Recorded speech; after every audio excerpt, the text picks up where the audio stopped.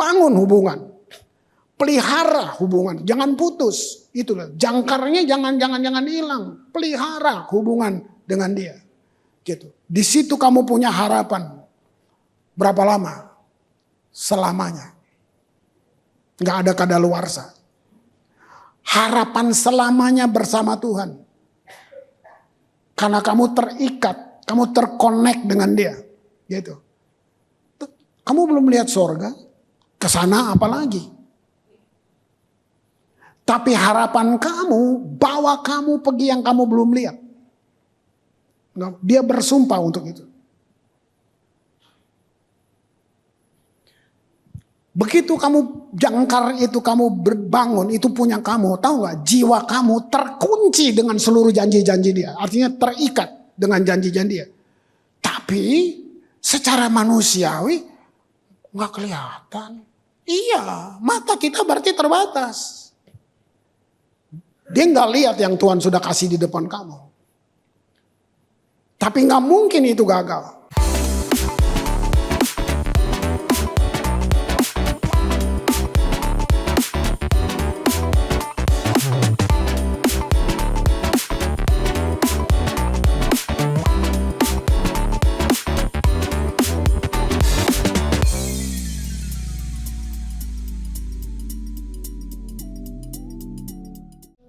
Ya, ini bulan spesial. Jadi kita seperti hanyut dalam satu suasana yang indah ya, tentang negeri kita, tentang semuanya. Ya. Dari mereka persiapan pun saya tadi malam cuma bisa duduk sebentar, sudah kayak terpana dengan kebaikan Tuhan. Indah banget. Nah, saya ikutin, kalau saya nggak ada, saya terus ikutin ibadah ini. Saya terus dengar pengajaran-pengajaran yang disampaikan di sini. Nah, indah, memang benar saudara. Saudara perlu dengar diulang-ulang, mesti dengar terus. Karena saya kembali ceritakan sejarah ini. Gitu. Ini yang Tuhan minta kepada bangsanya yang sempat menjadi budak 400 tahun lebih. Nah, apa yang dia minta? Dia bilang, dengarlah Israel. Ya kan? Jadi ternyata di awalnya Tuhan itu datang kepada manusia yang sudah jatuh. Tuhan mulai dengan kata itu, dengarlah. Dia gak mulai dengan kata taatlah. Taat itu hal yang biasa kita dengar. Apalagi bagi Israel yang menjadi budak 400 tahun. Cuman dengar taat. Nah, taat itu kayak ancaman, persyaratan yang nanti konsekuensinya dicambuk, dihukum dan macam-macam. Jadi kalau saudara bisa coba merasakan mundur ke budaya itu 4.000 tahun lalu, saudara baru ngerti nggak enak tuh kata itu.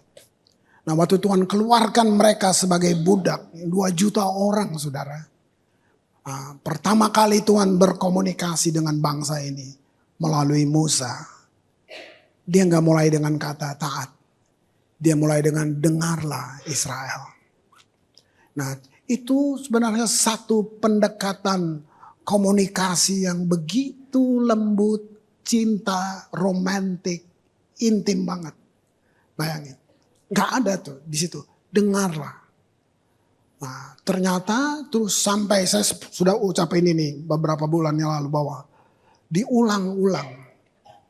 Karena dari taat lahir yang namanya respon. Nah, sehingga kalau saudara respon Tuhan bukan lagi karena takut. Bukan karena lagi ada ancaman. Nggak ada. Cuman satu. Karena kamu mengasihi dia. Gitu. Nah, bagaimana kamu bisa mengasihi kalau kamu sendiri tidak ngalamin dia? Tuhan nggak kelihatan. Kita perlu punya satu pengalaman jumpa. Pengalaman diubahkan. Sehingga kita bisa berespon dengan benar. Kalau enggak, ya kayak agama, cuma diancam. Kalau kamu enggak gini, kamu enggak gini. Nah, bayangin itu terus diulang-ulang. Itulah Tuhan yang saya mau saudara benar-benar kenal dia. Dengarlah. Dari respon, lahir lagi responsibility.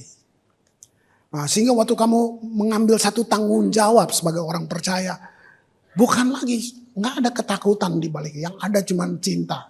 kagum dengan dia. Nah, ini yang perlu kita ulang-ulang. Nah, mumpung masih hangat, minggu lalu sangat bagus pengajaran. Bayangin, dimulai dengan bukan hanya dengar, kemarin kalian diarahkan dengar dari sumber yang benar. Kenapa? Karena banyak yang kita dengar, bukan cuma Tuhan. Ada banyak, mereka mengakui itu sumber. Banyak kan, kita dengar macam-macam. Nah, temukan mana sumbernya yang benar. Nah, saya dengar lagi, saya masih catat poin-poinnya.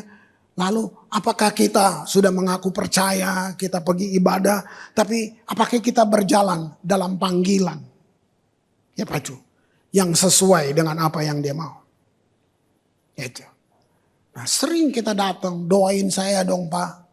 Sebenarnya isu terpenting bukan di situ. Kalau kamu ngerti, kamu bahkan tidak perlu datang ke pendeta. Karena Tuhannya ada di dalam kamu. Dia sangat personal, sangat pribadi dengan kamu. Iya.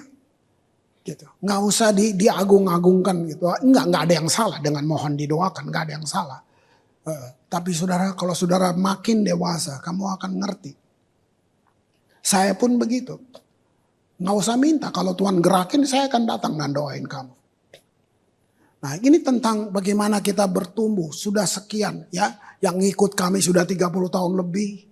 Ini tentang masihkah kita berjalan di tempat atau kita maju gitu. Nah, saya dengar lagi pengajaran kemarin. Jangan menunggu sampai keadaan yang mengubah kita. Nah, banyak yang gitu kan. Banyak. Kita orang percaya banyak. Gitu. Nggak usah dibongkar di sinilah, nonton aja. Media bongkar semuanya. Justru yang backgroundnya Kristen, yang semuanya gitu. Keadaan yang merubah kita. Jadi sebenarnya kita nggak kenal dia, kita hanya beragama. Itu kalau saya bisa pilih alasan gitu. Saya catat lagi, jangan mengambil satu keputusan yang sumbernya dari dunia ini. Selalu indah di depan. Kesannya indah banget. Nanti saudara menyesal. Dan yang gak enak dalam hidup namanya menyesal. Itu yang paling gak enak. Karena kenapa? Gak bisa diulang. Gitu. Nah, hari ini saya buka dengan, ayo dari semua pengajaran yang kamu dengar. Nah, seminggu sebelumnya saudara dengar lagi pengajaran. Kita bisa duduk dengar khotbah yang sama. Tapi dalam pertumbuhan, ternyata kita tidak sama-sama bertumbuh. Enggak, itu normal. Karena kita memang beda. Tuhan tidak bikin saudara semua kayak mesin. Dia tekan tombol, taat langsung gitu. Cara kita berespon, cara kita semua beda-beda. Jadi pertumbuhan kita dengar yang sama, tapi waktu pertumbuhannya enggak sama. Ada yang cepat, ada yang pelan, ada yang perlu proses. Gitu. Nah, itu sebabnya saya setuju bahwa ada banyak hal yang memang harus diulang lagi. Nah, dalam sejarah Ibrani bahwa dengan metode yang Tuhan bikin buat bangsa itu. Ini sejarahnya. 3000 tahun yang lalu. Tidak ada orang yang buta huruf di Israel. Bayangin. Belum ada teknologi loh. Saudara lihat itu. Kalau sedikit aja tiba-tiba saya ingat gitu. Dia bilang Musa dibesarkan dengan hikmat Mesir. Ini Mesir ya, bukan Yahudi. Hikmat Mesir aja. Coba, pun itu 3000, 4000 tahun lalu hikmat Mesir itu apa? Ini riset, saya kan gak hidup 3000 tahun lalu. Ini riset. Hikmat Mesir. Mereka sudah bisa operasi katarak. Kira-kira alat medisnya kayak apa tuh? Sampai hari ini saudara nggak bisa bikin tuh piramid, bikin semuanya. Teknologi udah modern pun. Lihat itu. Nah itu hikmat Mesir. Terus bagaimana Musa bisa ngajar bangsanya? Bagaimana dia bisa mengerti budaya Yahudi? Dia budak. Dia anak angkatnya Firaun. Dia dibesarkan. Dibilang Alkitab tulis itu. Waktu bayi dia dibuang. Saudara mau lihat gak lihat Tuhan yang hebat itu? Jauh sebelum itu ada seorang yang luar biasa yang namanya Yusuf. masuk ke Mesir. Sebelum Israel ada jadi budak. 12 pengganti Firaun. Bayangin berapa abad tuh. Dari Firaun ke Firaun. Terjadi 12 penggantian Firaun. Baru Israel berubah jadi bangsa budak. Nah jadi waktu Musa masih kanak-kanak dan bertumbuh. Bayangin ada satu yang dalam katakan kehidupan yang begitu berpengaruh di tengah-tengah Mesir. Yaitu Yusuf. Diangkat Firaun. Dari penjara, 13 tahun di penjara. Coba pakai akal kamu. Ini budak, nggak ada penting-pentingnya budak. Masuk penjara. Cuma lewat satu peristiwa yang nggak mungkin dilakukan manusia. Sampai Firaun bisa lihat, nggak ada satu manusia di sini seperti orang ini. Begitu dia keluar dari penjara, langsung diangkat Firaun jadi menteri tanpa Lemhanas. Ada nggak kira-kira kejadian itu di mana? Ini seperti dongeng, seperti berarti bukan dongeng. Lihat nggak? Itu rencana Tuhan.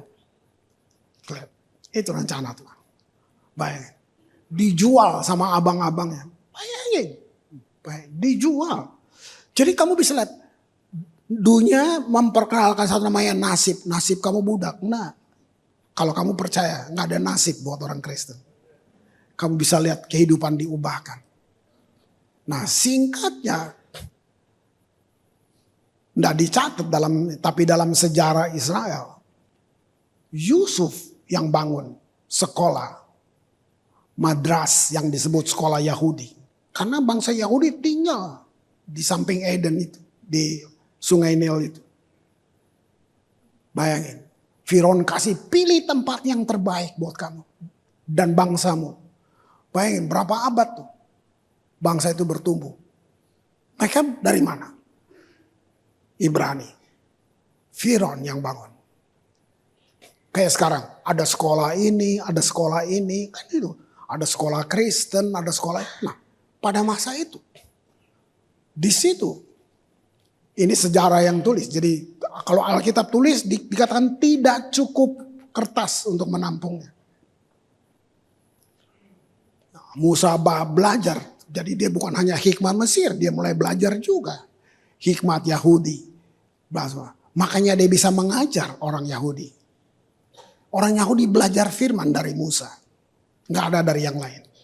Dia wah sakral. Keramat banget ini. Nabi. Rabi. Sebut semuanya. Itu di Musa. Karena Tuhan memang yang panggil dia. Dia naik ke gunung yang ngobrol dengan Tuhan. Ya Musa ini. Lihat gak tuh? Nah dari dia itu sampai lahir kitab ulangan. Semua ini saya kupas sejarah. Nah, lihat gak? Waktu Tuhan didik. Hebat gak? Satu bangsa berubah. Nah ya jadi hari ini saudara mesti tahu banget. Ini dasar pijak saya. Saya gak boleh keluar dari firman ini. Itu sebabnya hari ini saya kasih dulu berjangkar dalam harapan. Ini sangat penting, berjangkar dalam harapan. Ambil keputusan untuk kita berjangkar dalam harapan. Nanti saudara akan terpesona lihat hal-hal di depan apa yang Tuhan buat dalam hidupmu. Gak ada nasib, mau kamu apa kayak disebut orang dihina apapun. Siapa yang kenal Daud? Saya mau tanya, siapa yang kenal dia? Samuel datang nanya, orang juga bilang, Daud mana ya? Gak ada yang kenal, memang gak ada. Tidak ada. Karena Alkitab saudara kenal Daud. Dulu gak ada yang kenal. Nah itulah Tuhan yang saya bilang. Kabar baik buat saudara, mungkin kamu juga pikir orang gak tahu kamu, tapi Tuhan tahu kamu. Ini kabar. Dia bisa ambil seorang dari ladang, dari hutan. Anak yang tertolak di rumahnya. Yang tidak memenuhi syarat dalam banyak hal. Ya, sekalipun ayah dan ibuku meninggalkan aku, itu mazmurnya. Kan ini kabar baik. Siapa? Sepedih apa kamu punya latar belakang? Sepedih apa coba? Nah, ini perenungan saya sebagai karena background gua seniman, kadang-kadang pikir wih, kamu tahu waktu Tuhan pilih dia. Bayangin. Oke, Yesus hebat banget. Ini saya, saudara jangan setuju, boleh kritik. Menurut saya sampai gila, Daud lebih terkenal dari Yesus. Bagaimana? Yesus bilang, Kristus anak Daud. Dia mau seperti itu. Yesus Allah yang inkarnasi. Mau disebut anak Daud. Keturunan Daud. Bahkan pengumuman sorga waktu dia lahir. Hari ini telah lahir juru selamat bagimu. Kristus Tuhan di kota Daud. Kota Amon diganti misal jadi kota Daud. Bayangin. Bayangin. Dari anak yang gak dikenal. Hebat gak? Hebat gak? Bagaimana Tuhan bisa pinjam satu orang, satu pribadi ini yang dari namanya semuanya. Wow, dengar dulu. Bukan karena dosanya yang bikin Tuhan datang dan menghampiri Daud. Tapi karena lapar dan hausnya Daud. Daud merindukan Tuhan, mengejarnya. Seperti burung pipit merindukan matahari. Dia tahu. Dia sudah tahu dia berdosa. Dia membunuh, dia berzina, udah semua lengkap. Sudah. Kalau kamu suka baca. Orang ini gagal sesering dia berdiri. Tapi jangan ke situ, lihat apa yang Tuhan lihat nggak sama dengan kita. Tuhan menembus sampai melihat kerinduan dia, lihat hatinya. Nah ini yang saya bilang jangkarnya di sini, harapannya dia di sini. Kalau nggak ada, bayangin dia berteriak, jangan ambil rohmu yang ada di dalamku Tuhan. Ambil apa aja, tapi jangan ambil rohmu yang ada di dalam. Sedikit lagi, mari lihat sejarah Ibrani. Doa mereka malam sebelum tidur, mereka ambil perkataan Daud itu. Setiap orang Israel mau tidur, dia nggak doa kayak lu panjang-panjang, doain beras lah, segala macam, uang sekolah. Nggak, Tuhan udah tahu. Doa mereka mau tidur, Tuhan jangan ambil rohmu. Aku serahkan rohku kepadamu. Itu doa. Tiba-tiba lu mati, udah diserahkan kok. Waktu pagi aku bersyukur. Itu doa mereka. Mereka sangat dibangun. Itu dari hal yang diulang-ulang itu. Itu membangun mereka. Sehingga bangsa ini hebat banget saudara.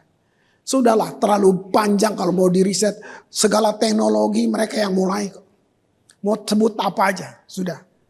Mereka yang mulai. 3 Yohanes 1 ayat 2. Ini Yahudinya Yahudi. Paulus. Yohanes, orang-orang seperti ini. Mereka menulis surat yang ketiga, ini berarti begitu dalam. Dari 1, 2, 3. Dia bilang gini, saudaraku yang kekasih, aku berdoa. Semoga engkau baik-baik dan sehat-sehat saja dalam segala sesuatu. Sama seperti jiwamu. Saya suka kata ini. Di sini baik-baik saja. Tapi saya ambil terjemahan ini. Sama seperti jiwamu makmur.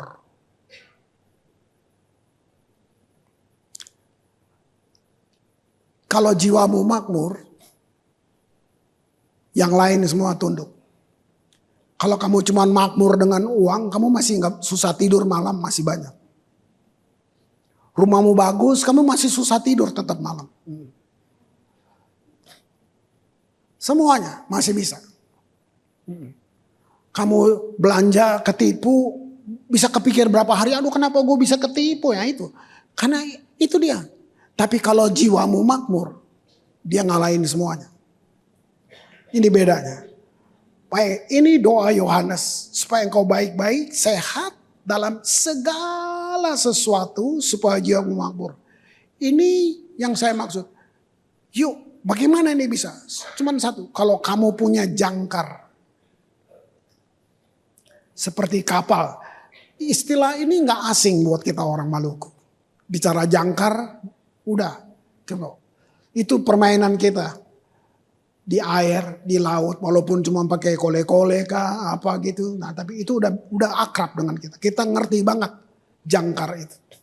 Sauh itu kita ngerti banget. Nah, harapan kita kepada Dia. Itu yang menjadi jangkar bagi jiwa kita. Dalam keadaan yang gak enak, yang mengecewakan, itu. Harapan itu yang memelihara hidup kita di tengah badai. Bukan berarti karena kita percaya Yesus, kita melayang-layang, kaki gak injak tanah. Kita ngalamin yang semua orang alamin. Bedanya kamu bisa menembus persoalan itu. Orang lain belum tentu. Kamu bisa melalui badai itu. Nah, kita tadi nyanyi itu, saya tadi malam duduk dengar mereka persiapan. Saya dibawa mundur kayak film kita berapa puluh tahun lalu. Di mana kita nangis bersama. Ambon berdarah. Seakan-akan kita mundur 20 tahun. Gak punya harapan. Ya, tapi kamu lihat hari ini saudara masih ada dengan kita sama-sama. Masih duduk kita menyembah. Kenapa? Ada jangkar, ada harapan. Betul. Orang punya niat apa aja. Tapi kalau kamu punya jangkar, harapan kamu hidup di situ. Nah sekarang tulisan Paulus. Ibrani 6 ayat 17 sampai 19. Gitu. Karena itu untuk lebih meyakinkan mereka yang berhak menerima janji itu pelan-pelan. Saudara mesti tahu, kamu punya hak untuk menerima janji itu. Makanya saya bilang, gak usah cari pendeta, doain gak. Kamu tahu gak kamu punya hak. Tapi kamu mesti ngalamin satu hal, pelan-pelan ya. Yang berhak menerima janji itu. Lihat ini, akan kepastian putusannya, nyanya besar. Kamu punya hak akan kepastian yang Tuhan buat.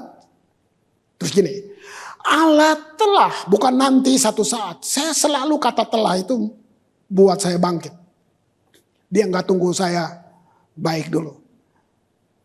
Nah, saya cuma perlu berespon terhadap apa yang dia telah. Allah telah mengikat dirinya, lihat nih, dengan sumpah, nggak main-main. Yang bersumpah tuh penguasa alam semesta buat kamu. Dia yang bersumpah. Orang lain bisa aja. Sumpah-sumpah ngawur tuh bisa aja. Ini Allah bersumpah. Ayat 18. Supaya oleh dua kenyataan. Lihat ya, ada dua kenyataan. Yang telah berubah-ubah. Tentang mana Allah tidak mungkin berdusta. Dia jamin banget. Gak mungkin dia berdusta. Kita yang mencari perlindungan beroleh dorongan yang kuat untuk menjangkau pengharapan yang terletak di depan kita. Jadi waktu saudara mau taruh pengharapan, sebelum kamu taruh Tuhan udah sumpah. Kira-kira gitu kalau saya bilang. Sebelum kamu bilang Tuhan saya mau ikut. Tuhan tuh udah sumpah sebelum kamu mengaku itu. Kalau kamu ikut, saya sumpah. Kamu gak akan kecewa dengan apa yang saya janji. Kamu berusaha ngerti Tuhan. Mau coba pakai akal. Kamu bisa lihat gak? Begitu kamu percaya, iman aktif. Ada nggak Tuhan lain yang begini, yang bersumpah untuk kamu? Kamu tidak akan kecewa. Wow, Allah tidak mungkin berdusta. Kita yang mencari perlindungan beroleh dorongan yang kuat untuk menjangkau pengharapan yang terletak di depan kita. Ayat 19. Pengharapan itu adalah sauh. Ini dia jangkar ini. Nggak asing buat kita orang Ambon. Adalah sauh yang kuat. Aman bagi jiwa kita. Yang telah sekali lagi. Sudah terjadi ini. Dilabuhkan sampai ke belakang tabir. Tatanan bahasanya kadang-kadang bikin kita mesti memang perlu begitu. Mari saya Kasih lihat pengajaran saya 30 tahun lalu. Kita lihat gambar tabernakel. Nih, di belakang tabir tuh itu maksudnya. Dia bersumpah buat saudara dan saya. Dia bersumpah. Kamu dan saya akan sampai ke situ. Nah, ini kalau perayaan tabernakel, saudara bisa lihat. Saya udah jelasin. Kita dibagi-bagi. Kristen halaman, ruang kudus, ruang maha kudus, itu tabernakel itu. Apakah di ruang kudus udah ketemu Tuhan? Belum. Merasakan Tuhan? Ya, bisa. Tapi belum ketemu. Terus yang masuk cuman imam besar. Kita nggak mungkin. Bayangin. Nah, untuk tembus sampai ke tabir, itu ada tabir itu penghalang itu. Nah, waktu Yesus mati, tabir itu robek. Peng. Itu. Makanya Ibrani menulis, dia telah menjadi jalan untuk kita. Bayangin, untuk imam masuk sampai ke situ, susahnya ampun. Dan itu cuma setahun sekali. Nah, lihat ini. Di sini, ini belum sampai loh. Ini masih di ruang kudus. Itu seluruh dinding emas kamu. Peraturannya banyak banget. Baik, sampai di meja roti harus dipercik. Sampai di kaki dian emas harus dipercik berapa kali.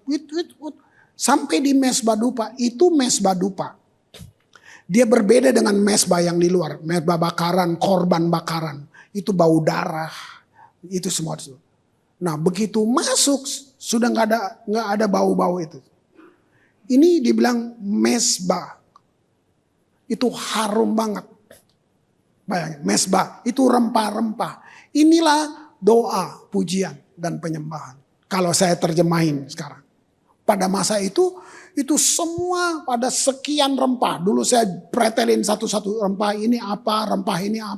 Udah ribet lah. Pokoknya itu harum banget. Gak ada yang lain, gak ada permohonan. Sampai baju imam itu melekat, keharuman itu bisa melekat berbulan-bulan di baju imam itu. Imam gak boleh berkeringat. Gimana? Susah banget ya. Pada masa itu. Gak boleh. Gitu. Keringat itu kutuk. Nah, jadi harum. Itu baru dia masuk lewat tabir itu. Nah, benda yang di belakang tabir itu coba kasih lihat itu. Nah, ruang itu masuk, tembus itu. Nah, kasih lihat gambar yang tadi.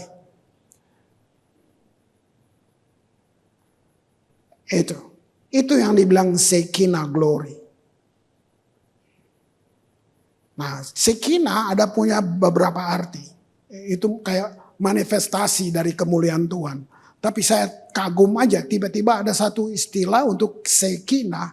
Kalau diterjemahkan gini, wajah. Lalu saya bertanya, apakah imam itu lihat Tuhan waktu dia masuk di balik tabir itu? Cuma bertanya, saya juga nggak bisa jawab. Karena Alkitab nggak tulis. Cuma Shekinah glory. Kata lain dari itu artinya, wah, jadi berarti sampai di situ, wow. Lihat, wih. Ayat ini bilang, itu dulu imam besar. Ayat ini bilang, semua kita dipimpin. Dia bersumpah, dia pimpin kita, jiwa kita yang telah dilabuhkan sampai ke belakang tabir. Jadi saudara punya akses ketemu dia. Bukan lewat satu perantara lagi. Asik gak? Di tempat kamu kerja, kamu bisa ngobrol sama dia. Di meja kerja kamu bisa ngomong, Tuhan, kamu bisa minta petunjuknya. Dimanapun. Luar biasa enggak? Kamu lihat, kamu bisa sampai di situ. Wih. Yang dulu mereka enggak bisa. Hanya imam besar. Dikatakan waktu sampai di tabut itu. Gitu. Nah tadi saya bilang, saya enggak bisa jawab. Karena apakah dia lihat, karena kata wajah itu mengganggu saya. Nah, tapi ini yang terjadi. Dia dengar Tuhan audible. Nggak bercanda saudara. Wah ajaib. Sampai di situ. Itu kayak portal sorga terbuka. Peng. Dia dengar. Tuhan ngomong. Untuk umatnya. Bayangin dia masuk sebagai imam. Dia keluar sebagai nabi. Dia datang sebagai imam, merendahkan diri, wow. Begitu dia keluar, that says the Lord. Wah. Nah sekarang kamu dalam hidup kamu pribadi, kita semua imamat raja nih.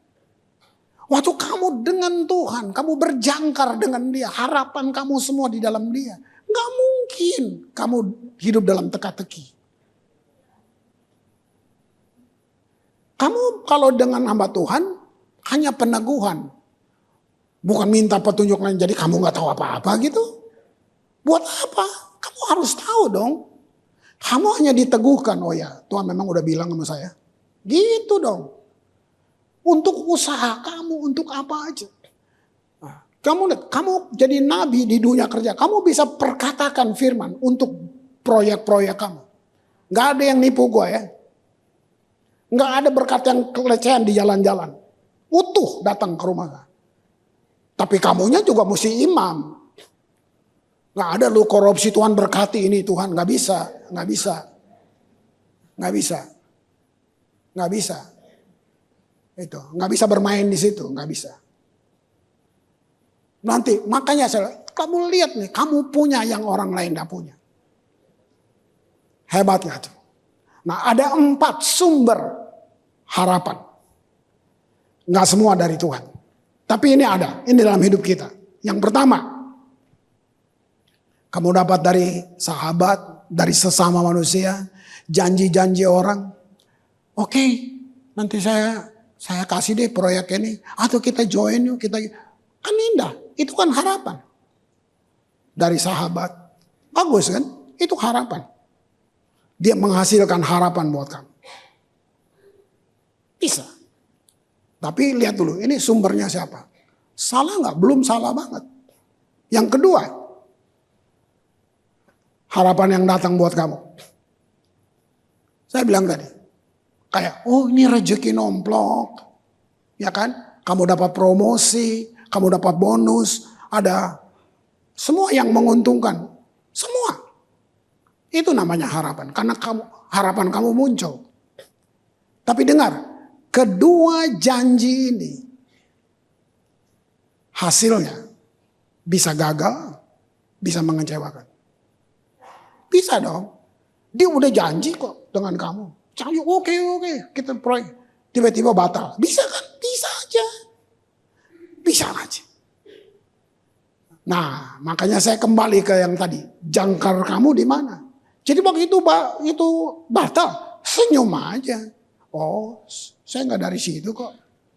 Jangkar saya di sini. Jangkar tuh sumber. Kamu pelajaran yang kemarin itu, kalau kamu dengan sumber, mana mungkin kering? Dia sumber, nggak mungkin kering. Yang ketiga, janjinya harapan muncul. Kamu dengar khotbah, pergi ibadah, ada firman. Pegang firman Tuhan. Wah, muncul memang harapan. Tapi gini, kadang-kadang kenapa lama ya? Padahal firman udah bilang loh. Nah, saya sebut ini kayak penundaan aja. Penundaan aja. Yang ketiga, harapan yang tertunda. Amsal 13 ayat 12 bilang, harapan yang tertunda menyedihkan hati. Ya. Ini harapan yang tertunda. Ya, tujuan kita, udah janji. Tetapi keinginan yang terpenuhi adalah pohon kehidupan. Nah, jangan keluar dari harapan, dari jangkar itu. Lihat itu. Poin yang keempat. Nah, ini penting. Ini kayak saya ulang lagi. Gitu, poin keempat. Menerima Yesus sebagai Tuhan dan Juru Selamat. Biasa kan? Tapi ini kata kunci semua kekristenan. Tanpa kamu terima Yesus, enggak akan. Sorry, enggak bisa. Kamu enggak punya covenant. Sumpah janji tadi Tuhan sumpah kalau kamu terima dia. Ini yang dibilang lahir baru, ciptaan baru. Terima Yesus. Ya betul. Indah banget.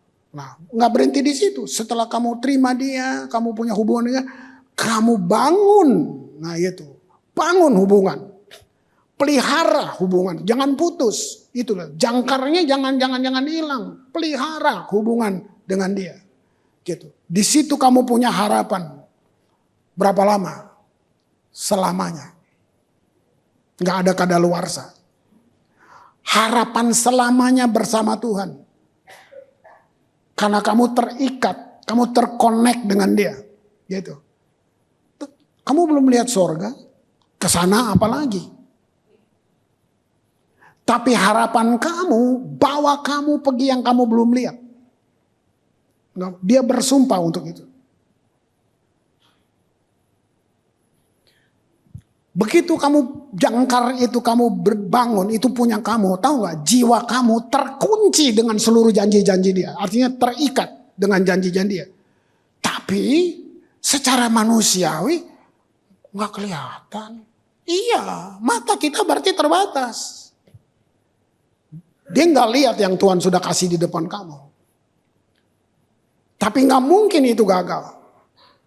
Kira-kira 13 tahun lama di penjara. Yusuf lihat apa coba? Kalau gak cuma harapan yang dia bangun.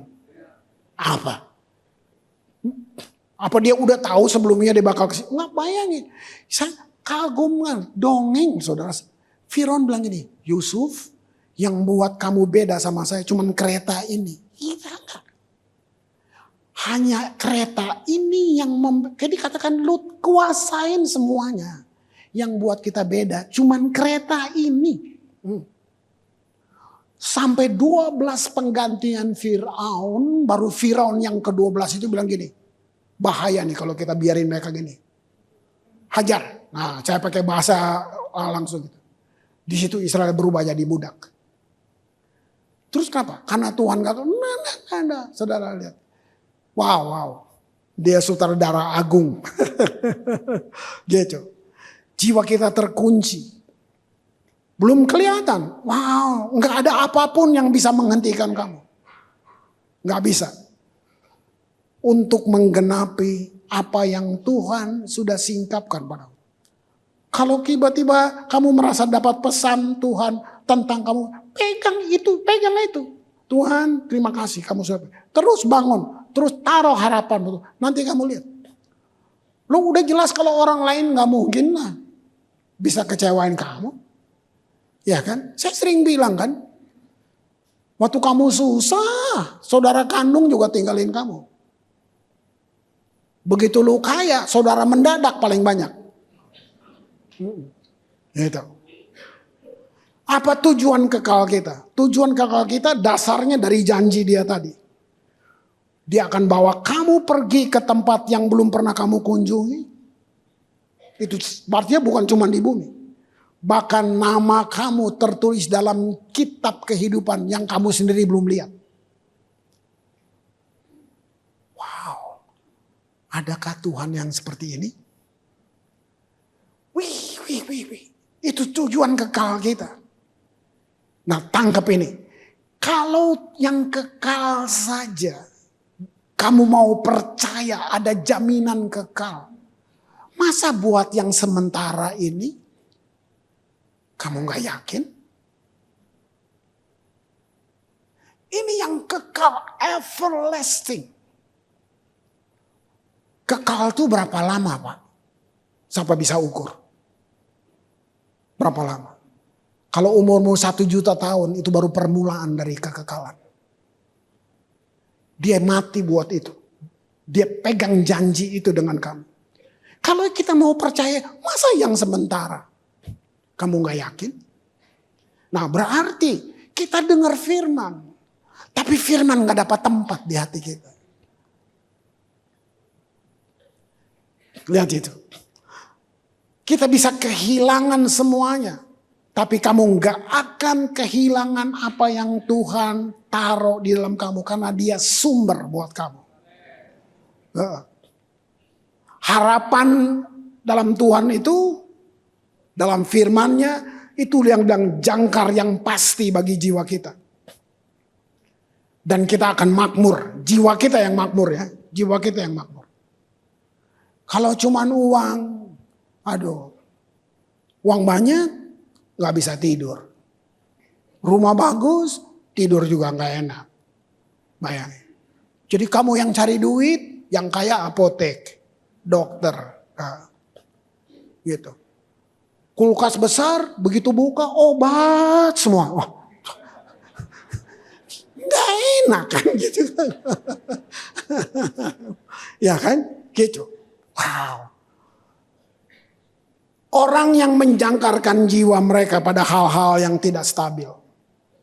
Itu saya diberkati dengan pelajaran yang lalu. Nah, saya cuma lengkapin. Kamu jangkarkan di mana? Di kekasih kamu? Anak bisa kayak dewa buat kita. Rumah, harta, benda, rekening bank, dana pensiun. Ya. Wow.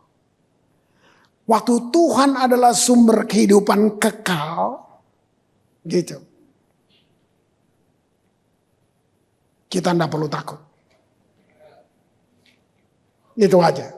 Roma 8 ayat 32. Lihat. Ini Paulus. Luar biasa. Gini ya.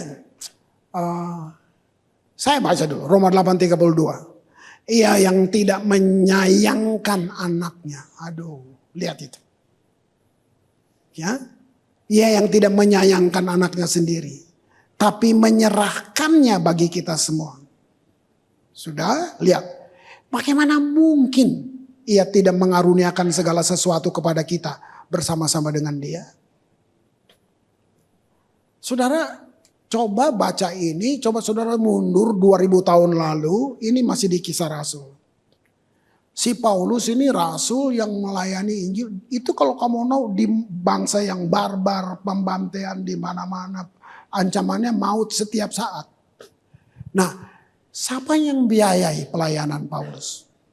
Dari mana sih dia hidup?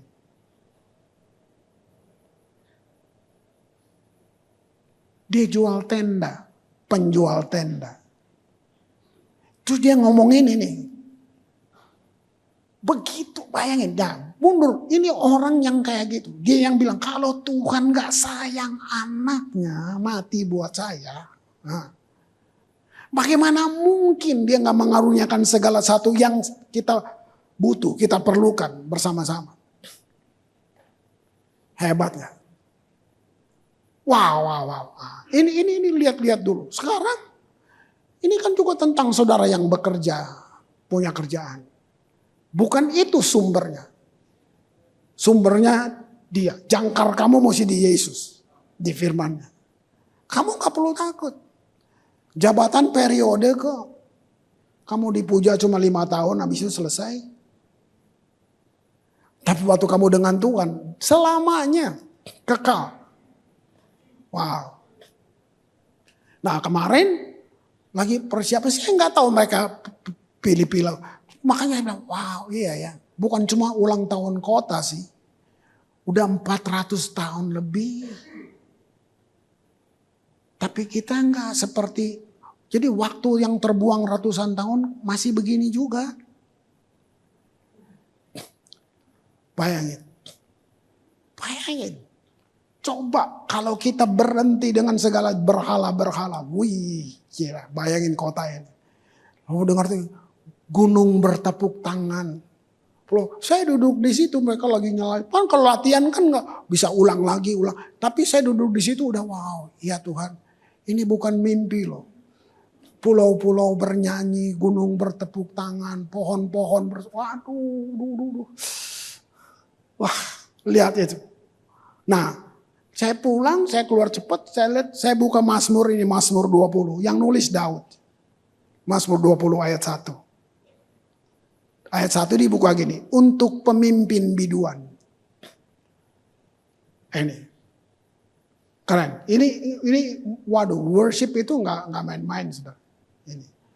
Israel dibangun dengan ini. Israel dipimpin. Israel menjadi bangsa penyembah. Nggak main-main. Nah, isinya ini jadi doa Israel. Ayat 2, kiranya Tuhan menjawab engkau pada waktu kesesakan. Keren gak? Kiranya nama Allah Yakub membentengi engkau.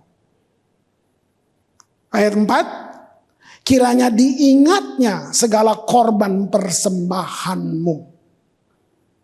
Ini beda. Satu, dan disukainya korban bakaran.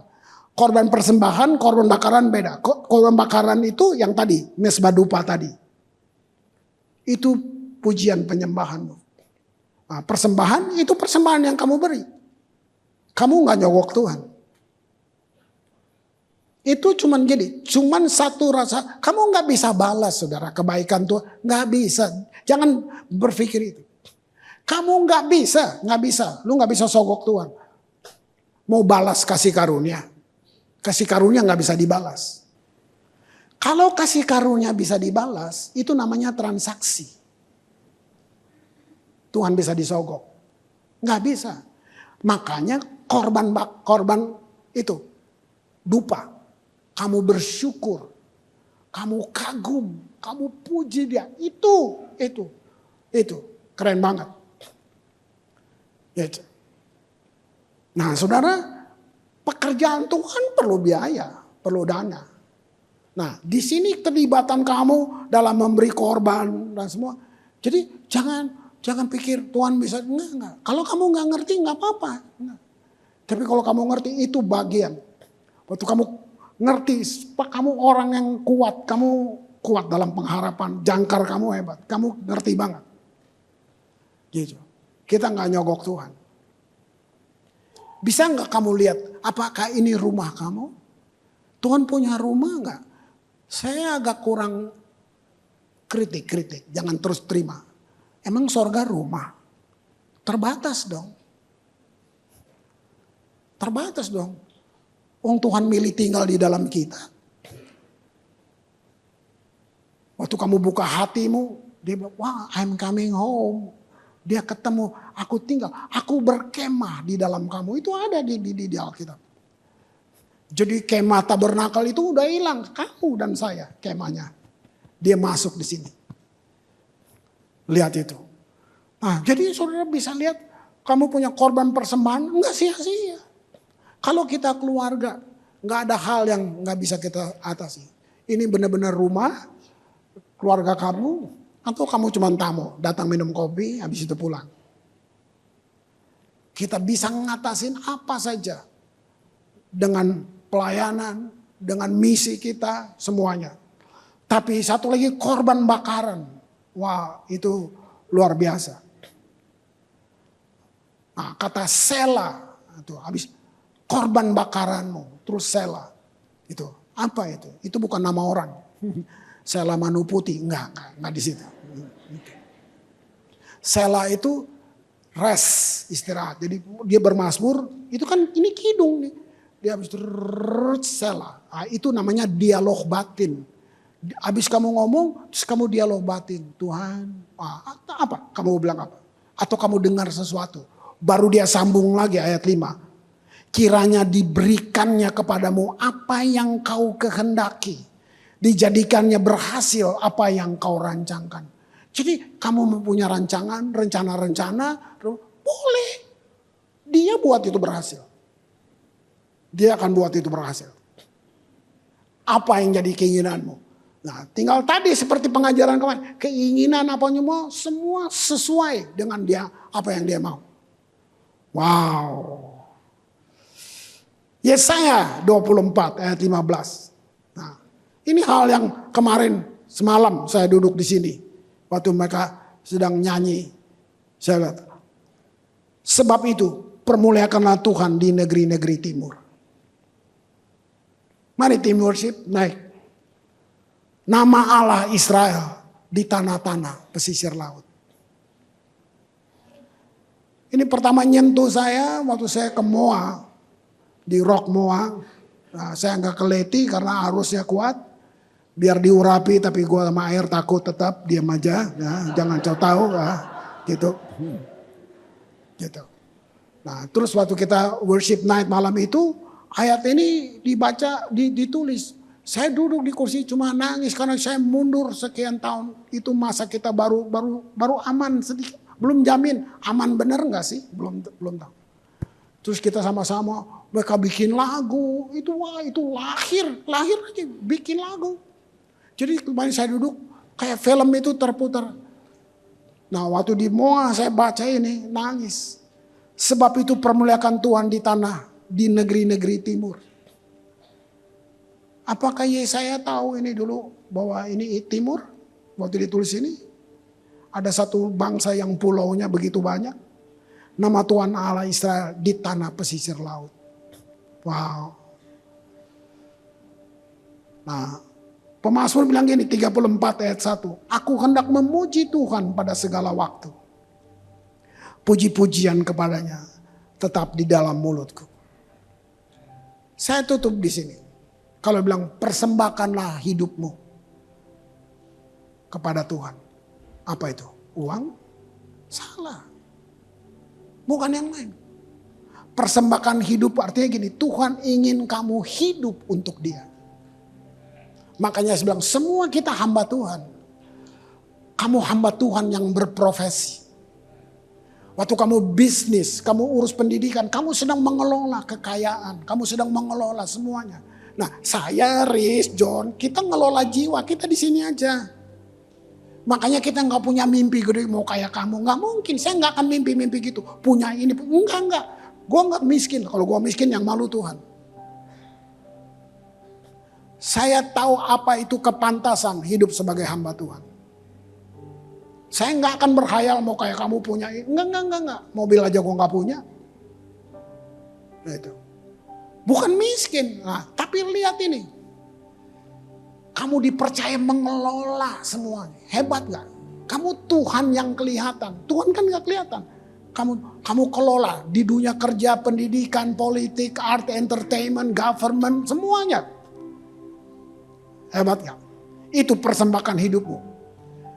Saya mau bilang gini, ambil keputusan untuk berjangkar di dalam harapan. Dan itu akan membuat kamu terpesona. Lihat Tuhan yang sangat pribadi dengan kamu. Dia sangat pribadi buat kamu.